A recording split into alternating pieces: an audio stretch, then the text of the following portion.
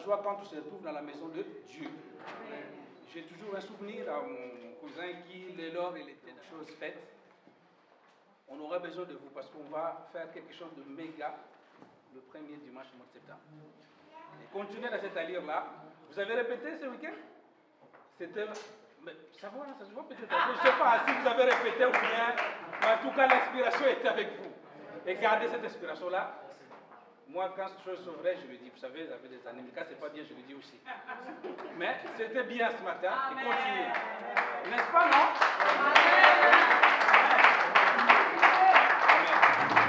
Alors, on verra peut-être une annonce par la suite, mais je vais anticiper là-dessus. Dehors, pardon. J'ai été convoqué, si vous voulez bien, dimanche dernier. Donc, on fera l'annonce, on vous rappellera, mais le voisin, il préfère avoir une boîte de nuit ici qu'une église. Ça les dérange. Donc, quand on sort, et pourtant ils sont à 10 mètres, mais ça les dérange. Donc, quand on va sortir, je sais qu'on s'aime bien, soit dans le couloir, ou bien on a notre local au fond là-bas où vous pouvez rester jusqu'à 1h du matin. Mais quand on va sortir des portes, franchir les portes dehors, soit on prend sa voiture, soit on prend les transports, c'est à côté. Mais on va éviter. Je sais que moi je suis toujours en dernier, mais je vais vous le prévenir avant, on vous le fera dans les annonces. Si vous voulez garder cette salle, c'est très important. On sait quand on cherche une salle, c'est pas facile. Nous on sait, c'est pas juste. Donc pardon, des photos, des lives, des likes. Sur le parking, tout au fond là-bas, ça dérange personne, mais devant la porte, non. Si vraiment vous aimez l'église et vous aimez votre pasteur, laissez-le tranquille. Il a plus de cheveux, il vous a dit. À cause de vous. Déjà, le peu qui me reste, laissez-le garder. Amen. C'est un travail difficile, le pasteur. Difficile. Difficile. Je ne vous dirai pas. Vous voyez que le face B et face A du pasteur, ouais, mais derrière, difficile. J'ai mis une semaine pour chercher ça, je n'en trouvais pas. On avait l'argent avec la peut-être moi-même, il nous dira, on avait l'argent, il dit, nous on fait des discothèques, des boîtes, nous on ne fait pas des églises. Donc c'est vraiment, gardons-les, c'est une bonne place, à côté du transport. Et le gérant, il est très gentil avec nous, ne le mettez pas aussi dans le difficulté. D'accord? Amen. Que ce soit le vendredi, même si le pasteur ne vous voit pas, Dieu vous voit. Je vous aime beaucoup dans l'amour du Seigneur. On a un invité spécial. J'ai apprécié cet homme. Je ne sais pas si vous étiez là, l'événement qu'il avait fait, mais c'est un bon docteur de la parole de Dieu. Je l'avais promis, j'ai dit, docteur, vous reviendrez. Le confinement a obligé tout le monde de rester silence. On est resté silence. Et au sorti, je lui ai demandé à cet homme de Dieu de venir le peuple de Dieu. Est-ce que nous sommes vraiment dans la joie de la Amen.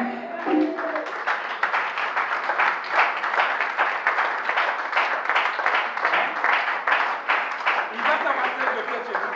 Sous nos acclamations de Dieu.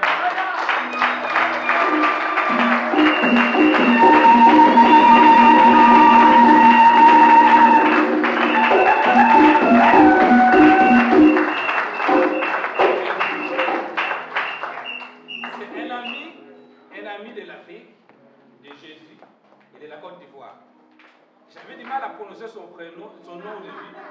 Niagme. C'est ça, je n'ai pas écorché. Niagme, le docteur Niagme Chéri. Il prêche tellement bien que je vous demandais d'ouvrir les oreilles. Quand un docteur prêche, ce n'est pas comme un pasteur, ce n'est pas comme un enseignant, ce n'est pas comme un évangéliste. Ouvrez les oreilles, vous allez capter quelque chose par la grâce de Dieu.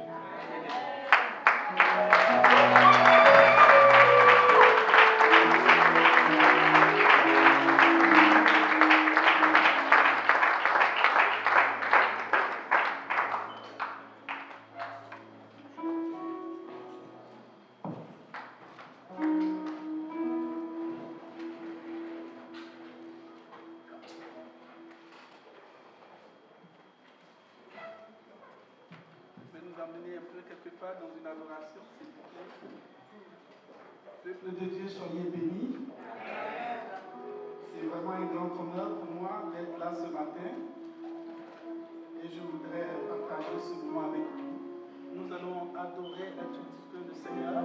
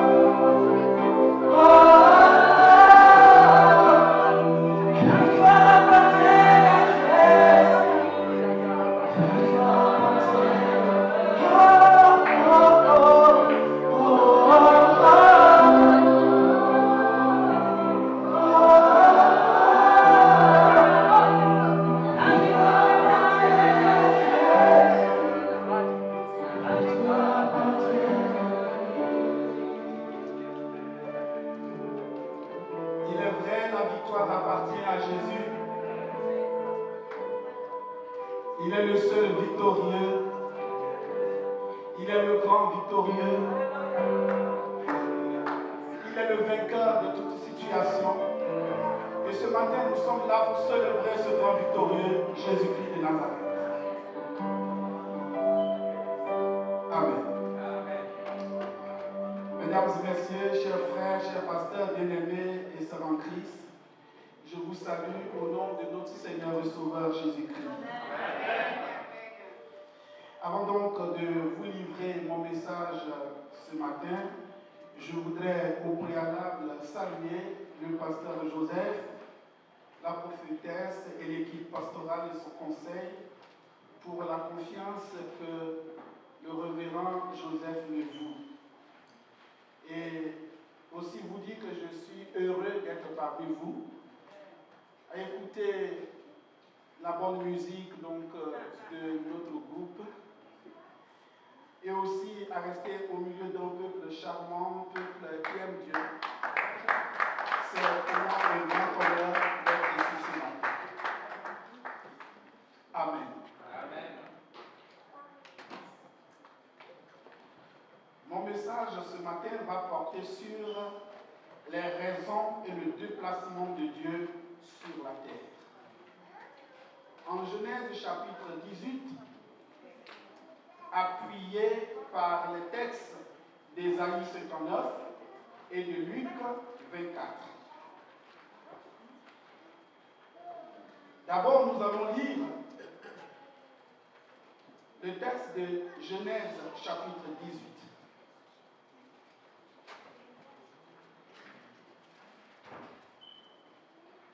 S'il y a un lecteur,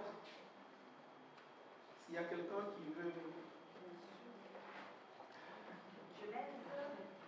Chapitre 18. Vous allez lire, prophétesse, jusqu'à ce que je vous demande de vous arrêter. Amen. Merci. À partir du premier verset. Genèse chapitre 18, je lis la parole du Seigneur. L'Éternel lui apparut parmi les chênes de Mamré, comme il était assis à l'entrée de sa tente pendant la chaleur du jour. Il leva les yeux et regarda. Et voici, 3 hommes étaient debout près de lui. Quand il les vit, il courut au-devant d'eux depuis l'entrée de sa tente et se prosterna en terre.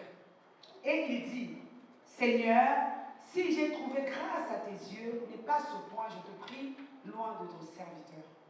Permettez qu'on apporte un peu d'eau pour vous laver les pieds et reposez-vous sous cet arbre.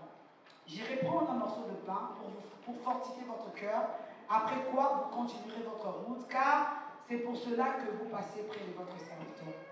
Ils répondirent, fais comme tu l'as dit. Abraham alla promptement dans sa tente vers Sarah, et il dit, vite, 3 mesures de fleurs de farine, pétris et fais des gâteaux.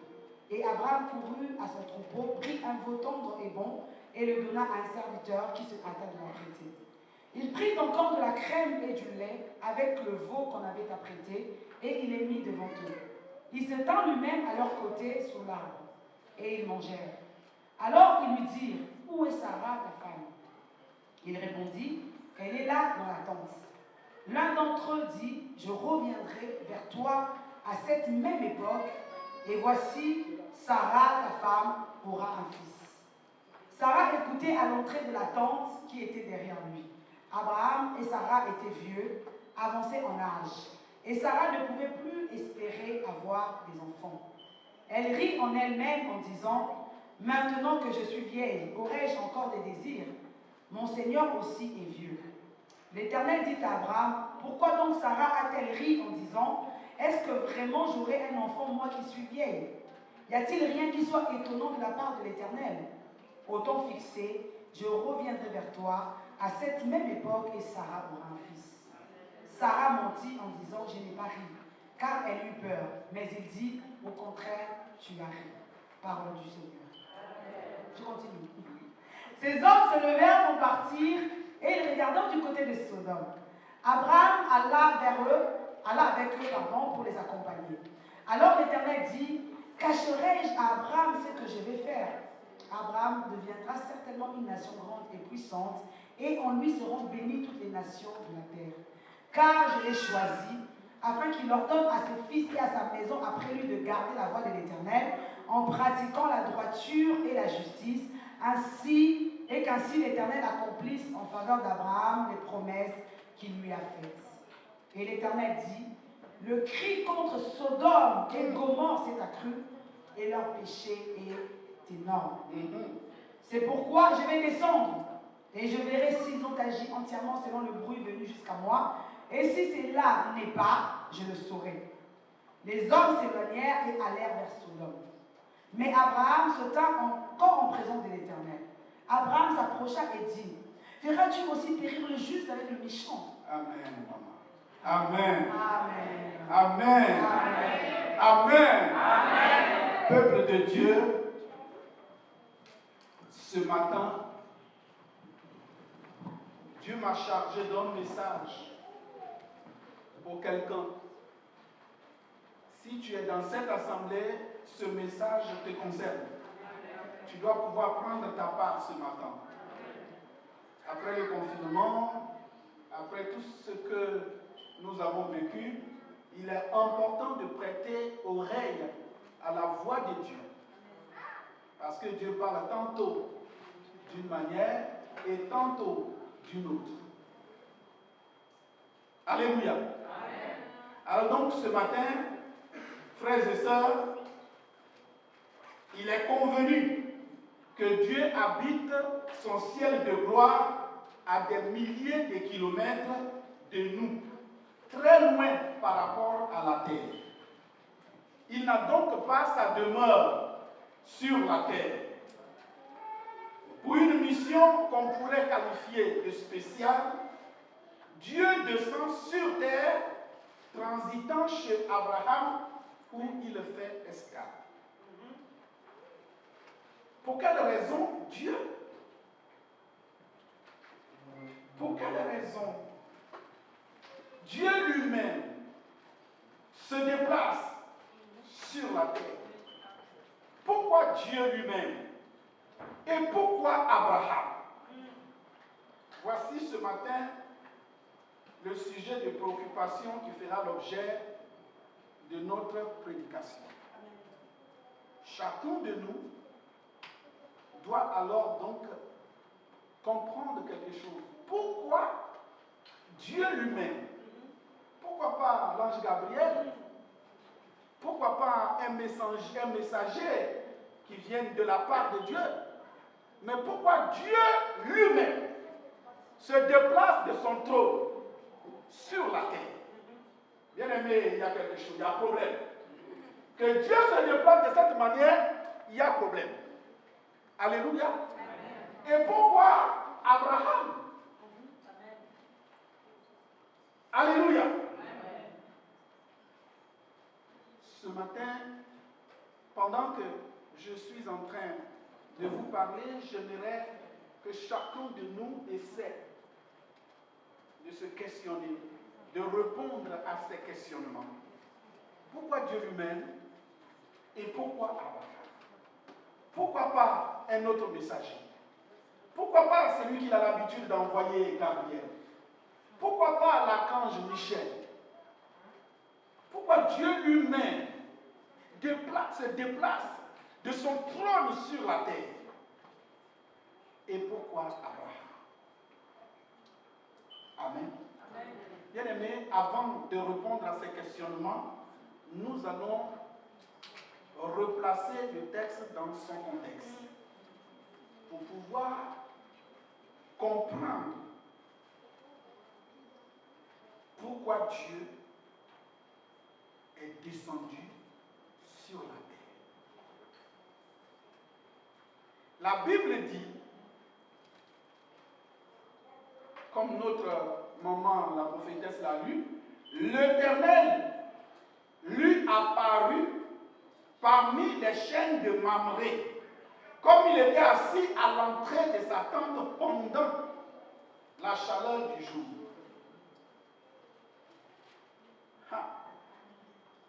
L'Éternel choisit un moment bien inattendu pour rendre visite à Abraham le moment de la sieste. Un moment inattendu. Dieu descend. Alléluia. Amen. D'abord, quelle était la destination de Dieu? Quand nous lisons dans le texte, quelle était la destination de Dieu? Où Dieu allait? Est-ce que la destination de Dieu était chez Abraham? Je crois non. En lisant dans le texte, je crois non. Dieu n'a fait que transiter chez Abraham, où il a fait escale pour quelque temps, quelques heures. Alléluia. Dieu allait à Sodome et Gomorrhe. Dieu allait pour résoudre un problème à Sodome et Gomorrhe. Mais avant d'arriver à Sodome et Gomorrhe, Dieu transite chez Abraham, où il fait escale. Est-ce que Dieu ne connaît pas Sodome et Gomorrhe? Dieu s'est-il trompé en passant chez Abraham? Non. Dieu ne se trompe pas. Alléluia. Dieu, il a le GPS des années avant que nous, on ne fabrique nos GPS. Donc Dieu connaît l'adresse de chaque individu et Dieu sait où il allait. Alléluia. Dieu le savait. Mais la Bible dit, Dieu est passé à côté de chez Abraham. Attendez, ce que la Bible dit est très important. Dieu n'est pas allé en visite comme ça chez Abraham, mais il a fait semblant de passer. Alléluia. Faire semblant, ça veut dire quoi? Ça veut dire que lui-même, il veut voir Abraham, mais il fait semblant pour voir si Abraham va l'inviter. Alléluia. Alors, Dieu descend par là. Il fait semblant de courtoyer cet endroit alors qu'il voulait bien voir Abraham. Mais lorsque Abraham les vit, qu'est-ce qu'Abraham fait? C'est Abraham qui discerne que c'est Dieu qui est en train de passer. Il y a 3 personnes, mais parmi les 3 personnes, Dieu, Abraham a discerné Dieu. Abraham a dit, écoutons ce qu'il dit. Parmi les 3 personnes, maman, tu peux lire un peu pour moi le verset 2 et 3. Alors, verset 2 Et 3. Il leva les yeux et regarda, et voici 3 hommes étaient debout près de lui. Quand il les vit, il courut au-devant d'eux, depuis l'entrée de sa tente, et se prosterna en terre. Oui. Et il dit, Uh-huh. Seigneur, Oui. si j'ai trouvé... Merci, maman. Il dit quoi? Seigneur, Mais ils étaient combien? Alléluia. Alléluia. Ils étaient 3. Mais parmi les 3, Abraham a vu Dieu. Et il s'est adressé à Dieu. Il a dit, Seigneur, si j'ai trouvé grâce à tes yeux, ne passe pas, s'il te plaît, loin de ma maison. Abraham adresse une prière à l'Éternel. Alléluia. Abraham adresse une prière à l'Éternel. Parce qu'avec Abraham avait vraiment, en Ivoirien on dit, il avait vraiment un bon de problème. Un bon de problème, il avait un gros problème. Alléluia. Le problème c'est que Abraham, Dieu a promis à Abraham et à Sarah de leur donner un enfant. Et depuis qu'ils sont ensemble, c'était leur sujet de parole. Vous voyez, la Bible dit, c'est au moment de la sieste. Pendant que Sarah est là-bas en train de faire la sieste, Abraham ne peut pas dormir. Abraham est venu devant la porte, peut-être pour prendre l'air. Mais chacun de nous ici connaît ce problème. Quand ce problème est dans un foyer, quand l'autre dort, toi tu ne dors pas. Alléluia. Dès qu'on te voit rentrer, le visage change, le visage te communique que je t'attends. Alléluia. Donc, Abraham ne peut pas dormir. Parce que dedans là-bas, Sarah l'attend avec la même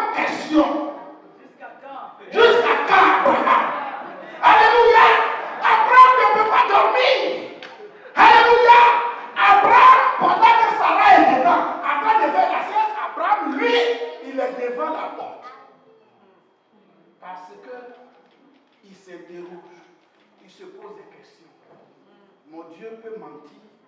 Est-ce que celui qui m'a parlé est vraiment Dieu? Jusqu'à quand, Seigneur?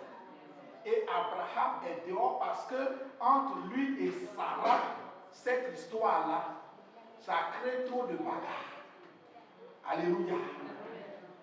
Souvent dans nos foyers, dans nos maisons, il y a ce problème qui existe. Quand l'héritier n'arrive pas, quand le bébé n'est pas là, il y a trop de problèmes. Alléluia. La première des choses, on s'est marié parce qu'on s'aime. Amen. La première des choses même qui doit préoccuper l'homme et la femme, ma femme va bien, mon mari va bien. L'autre là, c'est le cadeau de Dieu. Amen. S'il le veut, il te donne. S'il le veut, il ne te donne pas. Mais c'est lui qui donne. Mais le fait que vous soyez vous deux ensemble, il dit deux valent mieux. C'est une bénédiction que vous soyez tous les deux ensemble. Mais nous, on a fait de ce problème-là. Au point même qu'un jour, une des femmes de... C'est qui là? Une des femmes de... Alléluia. Vous ne m'aidez pas. Il y avait une des femmes d'un serviteur de Dieu qui disait, mon mari, donne-moi un enfant ou je meurs. Oui, mais c'est qui le mari? Ce mari n'est pas Elkanah. C'est pas Elkanah.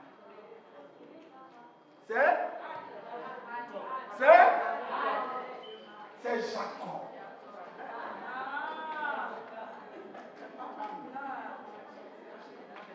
La femme a dit à Jacob, donne-moi un enfant ou je meurs. Quelle a été la réponse de Jacob? Est-ce que c'est moi?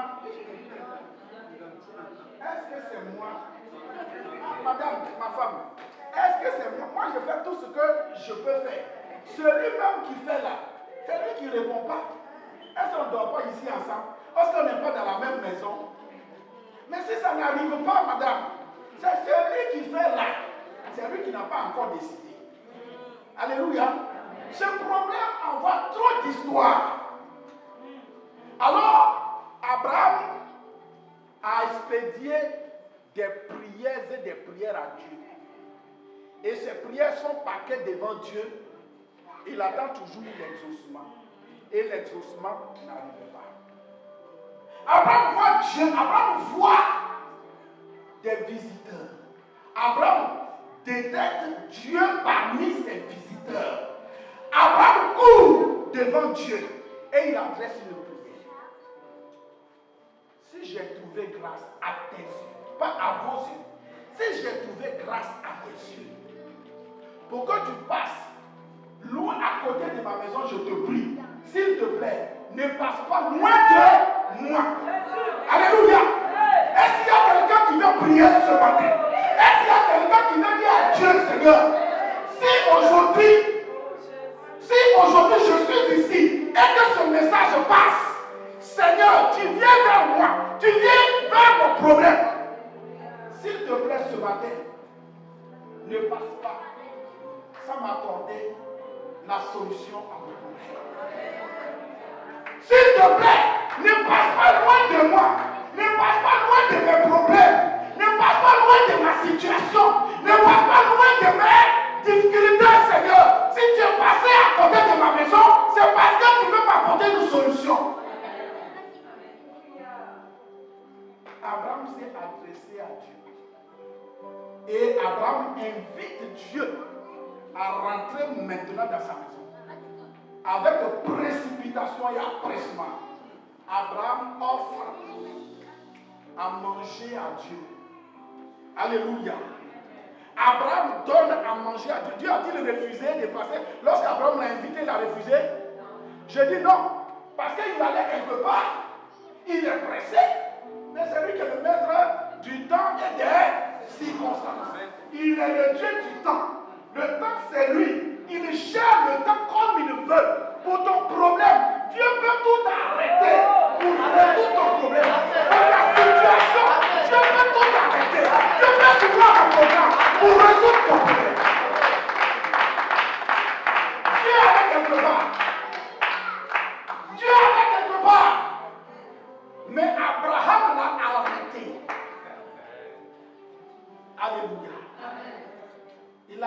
Dieu comment? Par la prière. Mais comment est-ce que tu crois pouvoir arrêter Dieu sur ton problème? Le problème pour lequel tu pleures, le problème pour lequel tu es ici et là, comment comptes-tu arrêter Dieu sur ton problème pour que ton problème puisse avoir un dénouement, pour que ton problème puisse avoir une solution?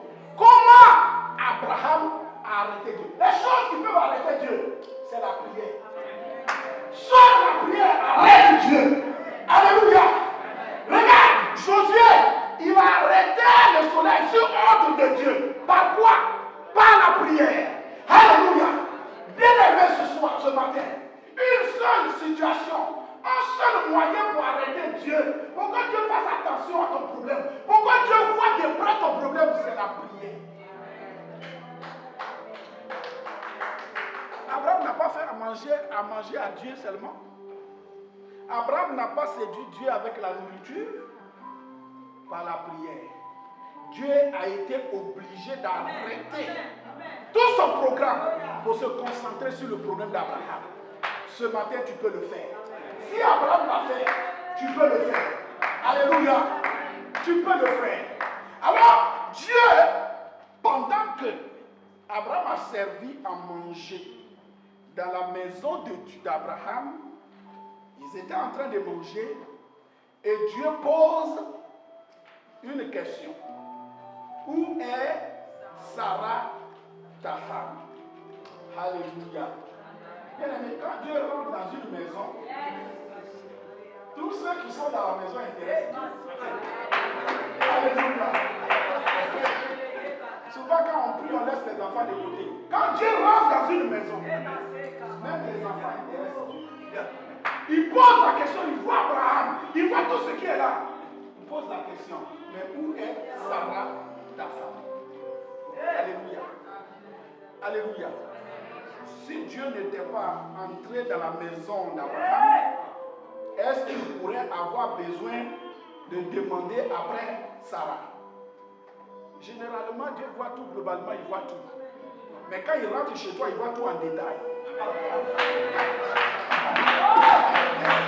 Alléluia.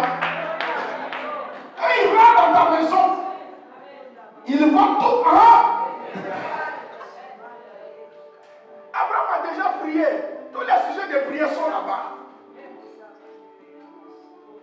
Mais quand Dieu est rentré dans sa maison, alléluia. Bien-aimé, vous savez, une autorité, quand il se déplace pour aller dans une région, il prend toutes les propositions ou les demandes des gens de la région là. Il prend la solution dans sa valise et il part. Quand il quitte là-bas, il laisse des solutions et puis il quitte. Alléluia. Dieu, quand il descendait, il a pris toutes les dispositions pour n'importe quel problème qui pouvait se poser à lui. Il a pris les dispositions nécessaires et il est parti.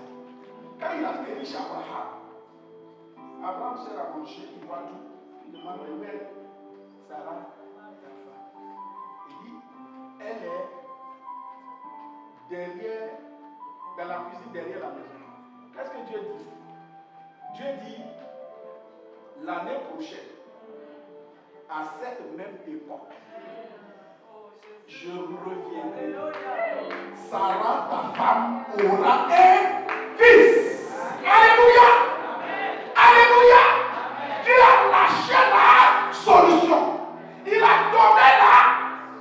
Merci Seigneur, que Dieu te bénisse.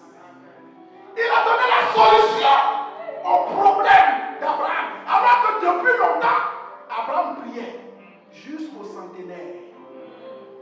Il priait. Alors quand Dieu vient et que Dieu lâche la solution, même Sarah est dépassée, elle doute. Elle est derrière, elle rentre dans une incrédulité. On dit c'est Dieu qui est là. C'est pas un ange. Parce que l'ange, lui, il va aller plaider auprès de Dieu. Si c'est un messager, il va aller faire la commission à Dieu. Mais Dieu lui-même, il est là. Celui à qui on fait la commission est là. Ton problème va faire où? Alléluia. Alors, Dieu regarde. Et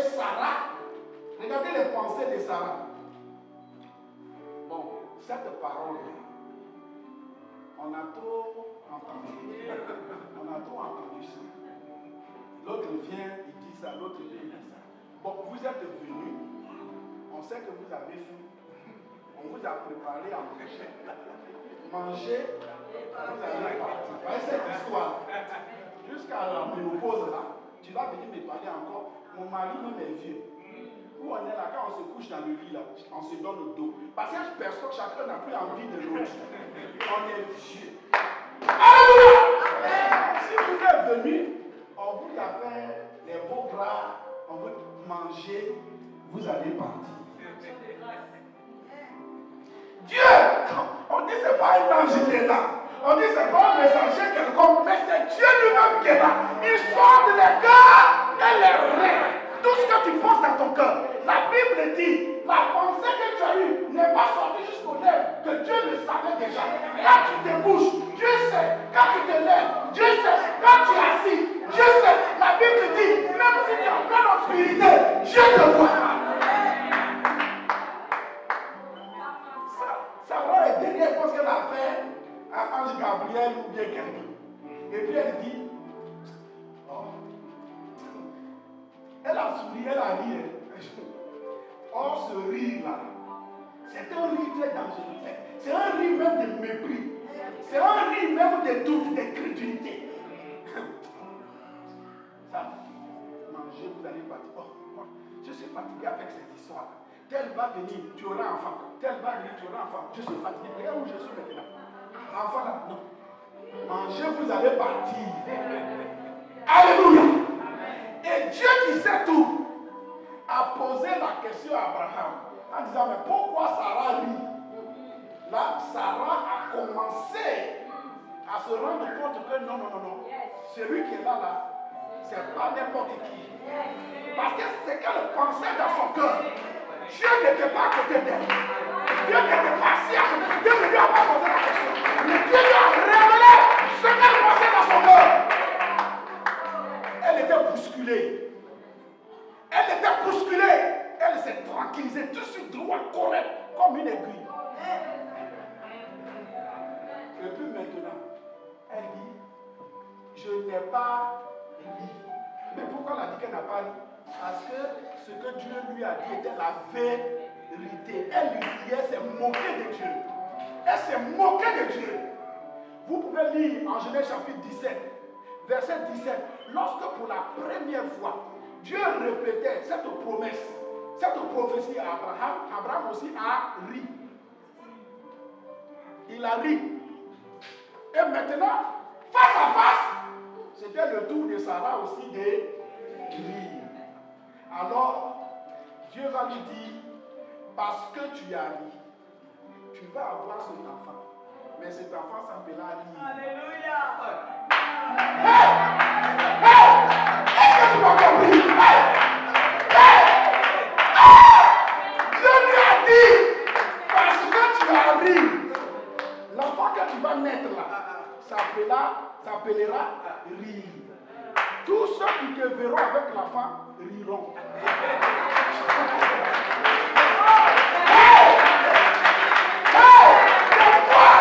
La bénédiction de Dieu devient fardeau. Sarah cherchait enfant. Sarah voulait enfant. Dieu vient. Il dit tu vas avoir enfant. Mais tu ris pourquoi? Est-ce que Dieu va mentir? Elle rit. Il dit parce que tu as ri. Tu vas avoir. Tu auras l'enfant. Mais tous ceux qui vont voir, Dieu il va rire. Dieu il va rire. Avec l'enfant, ils vont te rire. Ils vont rire. À ton tour, ils vont rire. Parce que tu as ri de la parole. Ils vont rire. Alléluia. Parce que il y a des gens, quand tu es en train de leur dire la vérité, quand tu es en train de leur dire la vérité, ils te regardent. Tu dis la vérité. Mais parce que tu as fait ça, quand la vérité va sortir, toujours tu as fait. Ah, il est là, vous avez remarqué. Il y a des gens souvent, ils sont là, et puis quand leur parle, ils font ça. Dieu! On ne joue pas avec Dieu. Il n'a pas dit parce que tu as ri, je ne vais pas te donner l'enfant. Il a donné bien la femme. Mais l'enfant est devenu un fardeau. Parce que quand tout le monde la voit, elle commence à dire, à rire. La mamie, elle va nous dire que c'est son enfant. Tout ce qu'il voit, il rit. Et ça, c'est lui-là qui a fait qu'Ismaël a été chassé de la maison. Parce que quand Ismaël a fait sa marade avec un bébé, une vieille femme, il a ri. Et quand il a ri, elle était fâchée.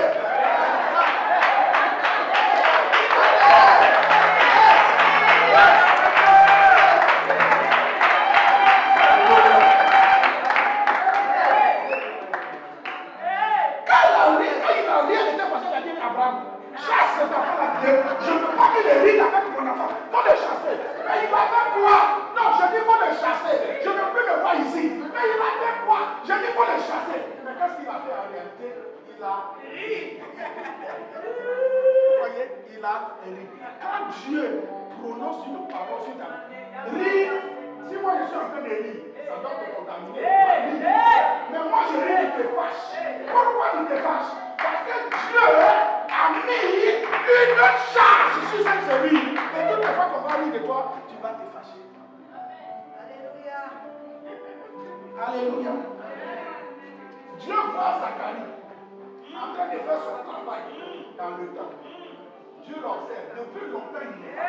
Alléluia. Dieu s'approche par l'ange Gabriel. Et Dieu lui dit, tu auras un enfant. Il commence à discuter, à douter. À mon âge là, je suis vieux. Ma femme, elle est vieille. Mais comment je peux avoir un enfant? Alléluia. Dieu, l'ange dit, puisque tu n'as pas écouté la parole de Dieu et que tu as douté de cette parole, tu seras muet.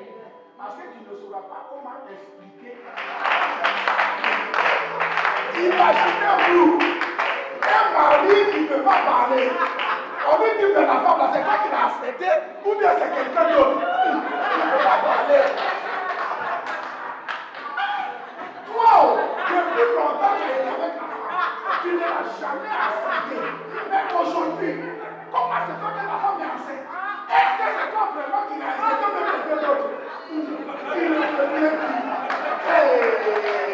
Mon frère, quand tu doutes de la parole de Dieu, quand tu doutes de la parole de Dieu, ça t'attend devant. Alléluia. Tu vas avoir, parce qu'il a dit, mais ça t'attend devant. Il y a des femmes, des hommes à qui Dieu a dit, tu vas te marier. En fait, la même, ça a trop duré. Dieu, il a toujours dit ça. Moi, je prends ma vie en main. Dieu dit, tu vas te marier, ma soeur. Mon frère, tu vas te marier. Dis, je prends ma vie en main. Bon. Le miracle arrive. Le mari arrive. On est mariés. Tout le monde a dansé. On s'est réjoui. Maintenant, dans le foyer, ça devient Katanga. Madame, mon mari, qui est le veut là, elle n'est plus prête à assumer. Parce que le mari est devenu problème. Quand Dieu te dit quelque chose que tu doutes, ou bien tu prends comme ça fait rien, Dieu crée une situation. Parce qu'il veut te régler que c'est lui qui est Dieu. Quand il dit ça arrive, ne jouons pas avec Dieu. Alléluia. Alors, Dieu a parlé, il a dit à Sarah, tu arrives, mais quand même, l'année prochaine, à la même période, je viendrai. Dieu n'a pas retiré la promesse. J'ai entendu des prophètes qui ont dit, bon, Dieu t'a dit, pourquoi ce n'est pas arrivé? Parce que tu as péché. Ce que Sarah vient de faire là, c'est quoi? Douter de la parole de Dieu, c'est quoi? Mais est-ce que pour autant Dieu a retiré? On dit non, c'est parce que tu as péché. Moi j'ai dit, Dieu m'a parlé, mais c'est parce que tu as péché que ce n'est pas arrivé. Mais Sarah a péché. Est-ce que ce n'est pas arrivé? Celui qui dit ça, je ne peux pas dire qu'il est un prophète menteur, mais aussi il est aussi un prophète. Alléluia. Il est aussi un prophète à son genre. Donc je ne peux pas dire qu'il est menteur.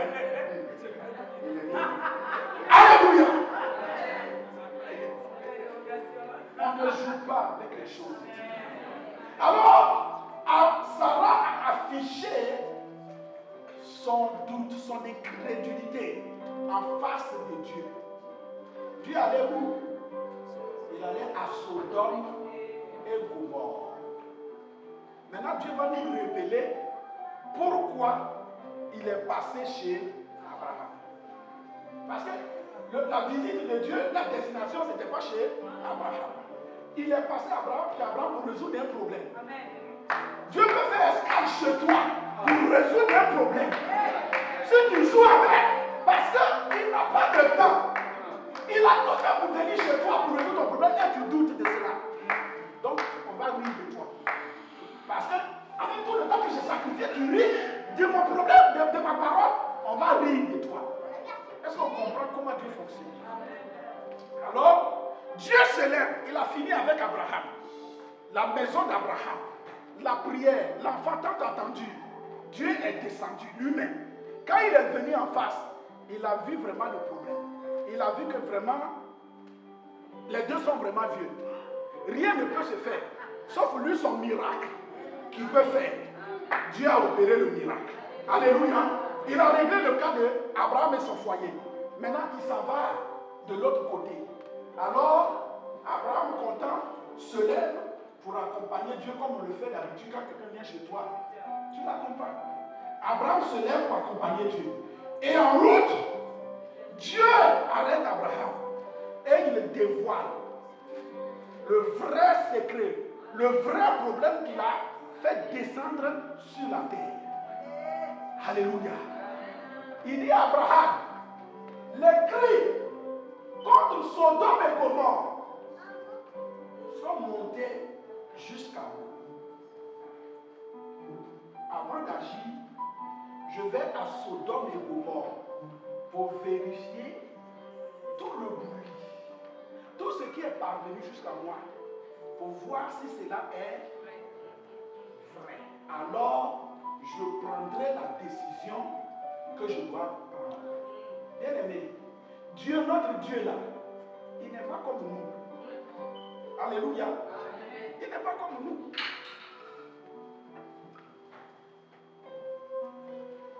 Attends, quelqu'un a bu. Et puis l'autre a abusé de lui. Qui a péché?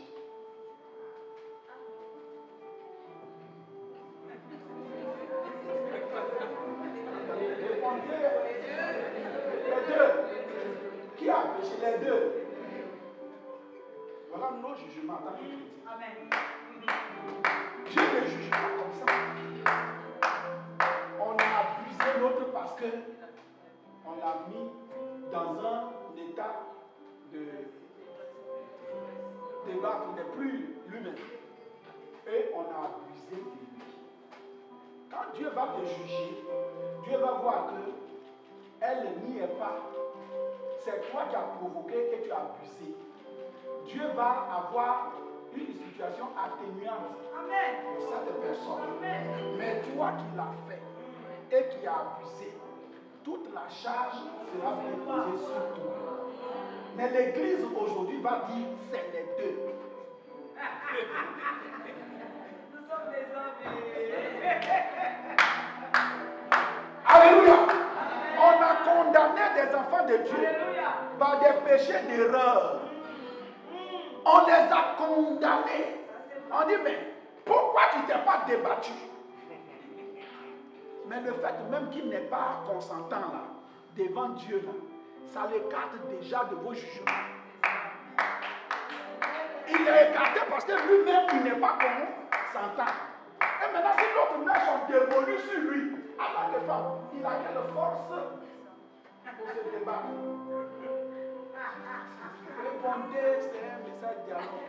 Alléluia. Il a mis tout son dévolu. Elle n'est pas consentante. Elle a fait ce qu'elle peut faire. Mais Dieu ne juge pas. Alléluia. On commet des fois des péchés d'erreur. Mais nous, les chrétiens, les hommes, on condamne un péché d'erreur, un péché consentant, on condamne tout. Même la justice ne fait pas ça. Même la justice des hommes ne fait pas ça. On connaît situation atténuante. On connaît tout. C'est pourquoi on a mis la jurisprudence pour éliminer certaines choses. Mais l'Église en parle. Alléluia. Nous allons voir ça tout de suite. Donc quand Dieu se lève, il révèle à Abraham pourquoi il va à Sodome et Gomorrhe. Donc d'abord, Dieu va faire une investigation de tout ce que lui, Dieu, il a entendu. Dieu va prendre le soin de vérifier les faits avant de prendre une décision. Mais nous les hommes, non, on a entendu, des fois on n'a pas vu. On a écouté une autre version, des fois on n'a pas écouté l'autre. On a pris des décisions, on a fait tout ce qu'on veut faire. On a envoyé les enfants de Dieu à la rue, au suicide, à l'humiliation, à la honte. Et maintenant, les gens sont révoltés contre l'Église. Les gens sont révoltés contre Dieu, contre les pasteurs, contre l'Église. Dieu ne fait pas ça. Dieu allait à Sodome et Gomorrhe. Il a attendu, il a appris beaucoup de choses. Mais lui, Dieu, il a voulu descendre pour vérifier lui-même les faits avant de décider. Et il dit à son ami Abraham, mais pourquoi Dieu n'a-t-il pas parlé de cette situation en présence d'Abraham et Sarah? Pourquoi? Nous, on va dire, mais c'est un couple. Les deux sont une même chair. Dieu peut parler là. Il a mangé là-bas. Il était là-bas. Il peut parler. Mais pourquoi Dieu n'a pas parlé devant Sarah? Mais parce que Sarah est une femme incrédule. Une femme qui doute de la parole de Dieu. Même pour son propre enfant qu'elle a cherché des années. Dieu lui dit, tu vas avoir un enfant. Prêt? Elle est libre. Elle se fout de Dieu. C'est quand Dieu va lui dire qu'il y a pour des millions de personnes qui vont mourir. C'est là qu'elle va croire. Non, elle va dire non, Dieu, tu ne feras pas ça. Dieu ne peut pas faire ça, Dieu s'amuse. Elle va toujours jouer, tu vois. Donc Dieu ne peut pas parler en présence de Sarah parce que Sarah n'a pas la foi. Il y a des choses de la vie chrétienne. Il y a des choses de foi que Dieu ne révèle pas à tout le monde. Dieu cible des personnes qui peuvent prendre des situations au sérieux et Dieu leur révèle des choses. C'est pourquoi tout le monde n'est pas prophète. Alléluia. Parce qu'il y a des choses, c'est tellement bizarre que quand on va vous dire, vous n'allez pas croire. Et vous allez vous amuser, ça va arriver. Parce que quand Dieu dit, ça arrive. Donc Dieu savait que s'il disait cela devant Sarah, Sarah ne va pas s'intéresser. Sarah ne va pas prendre ça au sérieux. Et même s'il dit ça devant Sarah, elle va poser des questions idiotes, des questions bizarres. Non, Dieu n'a pas parlé devant Sarah. Il y a des choses, le pasteur, il avait sa femme, mais il ne peut pas lui dire. Des choses de l'église. Il prend sur lui. Et il le gémit. Il porte seul le truc sur son dos. Parce que même s'il dit ça à la femme, elle ne va pas croire. Et même si elle veut parler dedans, elle va donner des idées négatives à ce qu'il a dit. Alléluia. Donc le pasteur, il s'était, il ne peut pas parler et il cherche Dieu. Il cherche la face de Dieu dans les jeûnes, dans les prières, pour que Dieu apporte une solution. Alléluia. Dieu n'a pas parlé devant Sarah. Parce que Dieu connaissait Sarah. Parce que Dieu sait que Sarah n'est pas une femme de foi. Dieu parle avec les hommes de foi. Dieu parle avec les femmes de foi. Quand tu n'es pas une personne de foi, Dieu ne te parle pas. Parce que tu ne vas rien prendre au sérieux. Amen. Alors il prend Abraham et il dit à Abraham. Vous voyez que quand Dieu peut descendre du ciel, ça veut dire que ce qu'il y a est grave. Ça veut dire que ce qui se passe est d'une extrême gravité. Sinon, pourquoi Dieu ne peut pas envoyer Ange Gabriel, ou bien il ne peut pas envoyer, comment dirais-je, Archange Michel, et puis lui-même il descend. Pourquoi? Mais il peut même révéler ça au pasteur Joseph, pour dire, bon, va me faire cette commission à telle personne. Il peut aller dans son sommeil, bien dans son rêve. Dieu peut lui révéler, va faire. Mais Dieu est descendu lui-même. Bien aimé, ça veut dire que c'est un cas très grave. Pour que Dieu descende du ciel, il faut que ce qui arrive concerne toute une humanité. Alléluia. Et Dieu est descendu pour un cas grave. Mais comme il y avait des petites choses à côté à régler, comme les Abraham, comme ça, Sarah, Il est parti vite fait pour évacuer ça. Sarah pense que c'est n'importe quoi. Non, il y a plus que ça. Alléluia. Il y a plus que ton enfant. Parce que ce qui se passe, c'est des milliers de personnes qui vont mourir. Alléluia. Donc, plus que ça, Sarah n'a pas le droit de jouer avec la visite de Dieu chez lui. Amen. Elle n'a pas le droit. Et Dieu descend. Dieu prend Abraham, vient. Et Dieu ouvre son cœur à Abraham. Il dit, regarde, ça fait des années. J'apprends que Sodome et Gomorrhe, ils ont tout renversé. Ils ont tout inversé. Moi, j'ai dit, l'homme et la femme n'ont qu'à se marier. Ils ont créé mariage pour tous. L'homme et l'homme, la femme et la femme. Et maintenant même, il veut étendre ça sur les enfants à l'école. Dieu attire l'attention d'Abraham sur ce fait que c'est un cas très, très, très grave. Est-ce qu'on me comprend? Heureusement qu'il y a des hommes de foi en France et en Europe. Sinon, ce qui arrive, c'est pas bon. Confinement là, ça c'est rien. Ça c'est une façon que Dieu vous a un peu bousculé, vous a averti. Mais ce qui arrive derrière, ça sera très grave. Comment un monde, le monde entier, peut s'arrêter, le fonctionnement du monde entier peut s'arrêter en un seul jour. Et tous ces scientifiques qui ont, je crois, des doctorats en temps, qui ont des théories en signe, personne, quand Dieu met son doigt, personne ne peut le dire. Alléluia!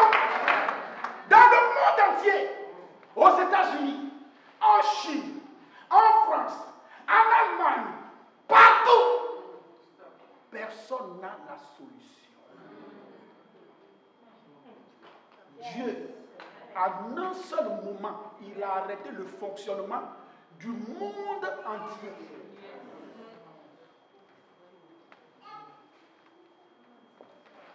Je vous parle de Dieu. Je ne vous parle pas d'un Dieu. Je vous parle de Dieu. Parce qu'il y a des dieux et il y a le Dieu que bien aimé, quand Dieu parle, la Bible dit que toute la terre doit faire silence. Dieu a parlé.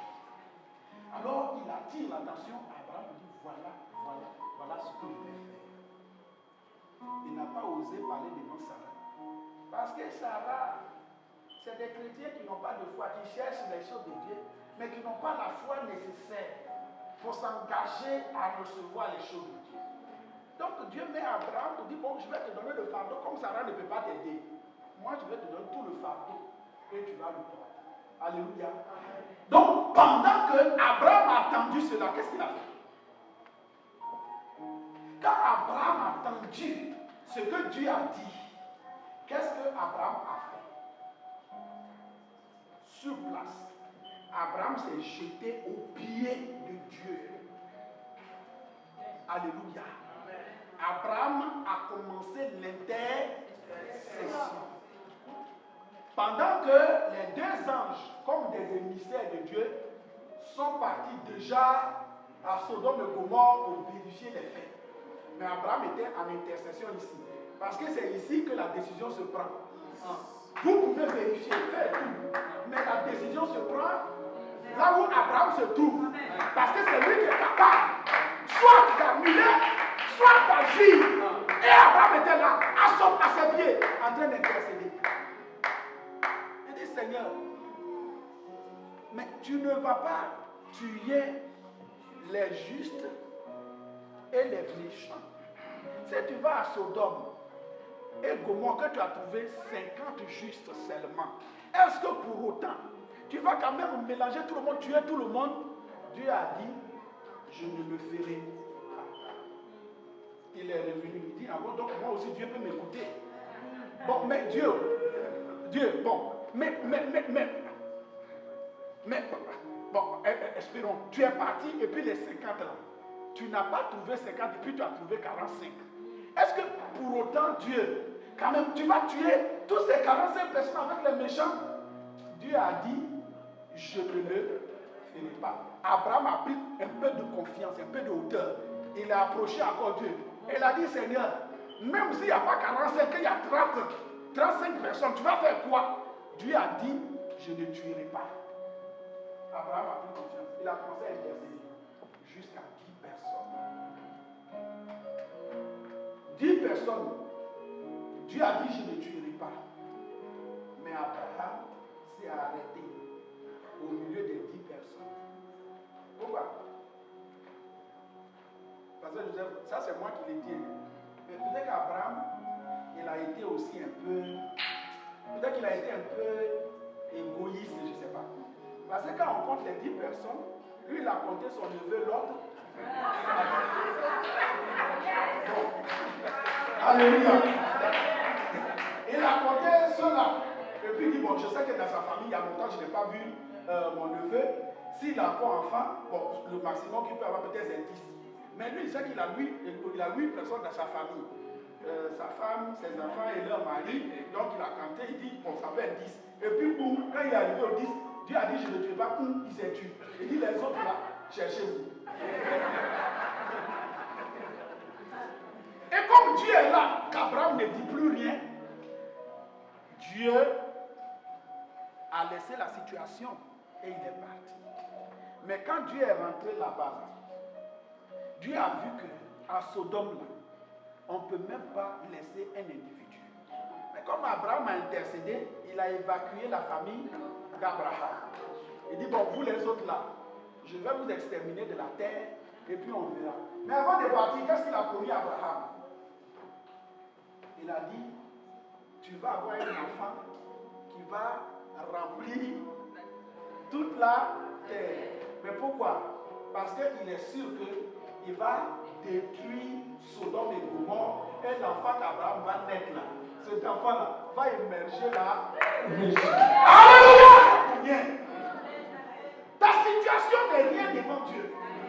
Dieu peut déclencher toute situation en un seul instant, en un petit moment, Dieu peut régler tout. Mais tout dépend de la confiance que tu fais. Alléluia. Dieu allait à Sodome et Gomorrhe. Mais il a transité Abraham. Ce matin, je ne sais pas. Je ne sais pas. Dieu peut ne pas venir spécialement pour toi. Il peut venir pour la nation française. Mais parce que tu as tes sujets déjà devant Dieu, Dieu va prendre en compte ton sujet. Combien de fois tu pries pour ton sujet? Alléluia. Combien de fois? Parce qu'il faut que d'abord les sujets soient devant Dieu pour que Dieu prenne cela en considération. Abraham avait des sujets là-bas. Quand Dieu est descendu, il a pris en compte le problème d'Abraham d'abord. Il a réglé le problème et il est parti s'occuper des morts. Parce que les autres là, c'est des morts. Pour eux là, on va parler de ceux qui ont la vie d'abord. Et puis on va parler maintenant des morts. Donc Dieu est fini avec son Abraham et il est passé pour tuer les autres. Mais ce matin, je voudrais juste te poser une question. Tu es dans cette église. Dieu est réel. Quel que soit ton problème, Dieu a la solution. Dieu a la solution. Je ne suis pas en train de prêcher un message nouveau. C'est le même message que le pasteur Joseph, la prophétesse et l'homme de Dieu, il s'attelle à vous donner. C'est le même message. Mais je préfère que le traduire. Ne te fous pas de la parole de Dieu. Car il y a des conséquences énormes. Dieu a dit la vérité à Abraham. Abraham a cru. Abraham a intercédé. Si tu ne crois pas à cette église, tu ne peux pas intercéder pour cette église. Si tu ne crois pas au ministère du pasteur ou de la prophétesse, tu ne peux pas intercéder. Mais ce matin, je voudrais te dire, ton intercession, Dieu écoute ton intercession. Dieu prend en compte ta prière. Et Dieu, par ta prière, Dieu peut tout changer. Si tu crois ce matin que Dieu peut tout changer par ta simple prière, commence déjà à prier pour ton pasteur. Commence déjà à prier pour ton pasteur. On va s'élever. On va commencer d'abord à prier pour le pasteur. On va commencer à prier pour son ministère. Et on va commencer à prier pour cette église. 3 sujets. Et nous allons voir ce que Dieu fera. Alléluia. Est-ce que le groupe, la chorale, le groupe musical peut nous entraîner? Ce matin, tu vas commencer à prier. Hein? Je n'ai pas dit de murmurer. J'ai dit simplement de prier pour pasteur. Alors, tu ne connais pas son nom. Il s'appelle Pasteur Joseph. Élève ta voix et commence à prier pour le Pasteur Joseph. Élève ta voix. Prions pour le Pasteur Joseph. Prions pour son ministère. Prions pour son appel. Parce que Dieu veut faire quelque chose. Il est la brave de la maison. Commence à prier. Prie. Prie pour le Pasteur Joseph. Élève ta voix. Dieu va te bénir. Parce que tu pries pour l'homme de Dieu. C'est un privilège de prier pour le serviteur de Dieu. Dieu va te bénir. Prie. Prie. Parce que tu pries pour lui. La grâce de Dieu tombe sur toi. Parce que tu pries pour lui. La bénédiction de Dieu. Prie pour lui. Prie pour son ministère. Prie pour son église. Prie pour sa famille. Prie pour lui. Prie pour la ministère.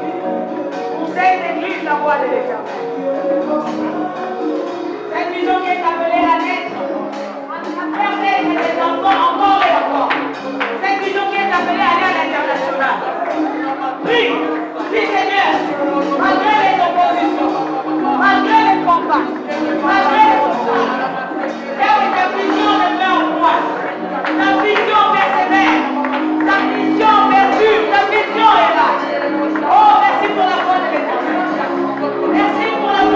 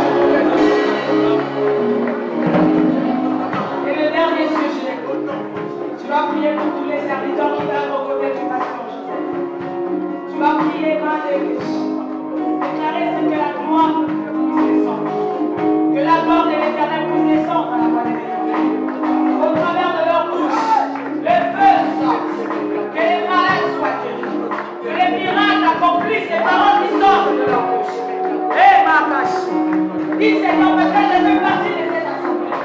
Au travers de leur bouche, au travers de leur main, ma vie soit restaurée, ma vie soit visitée. Au nom de Jésus.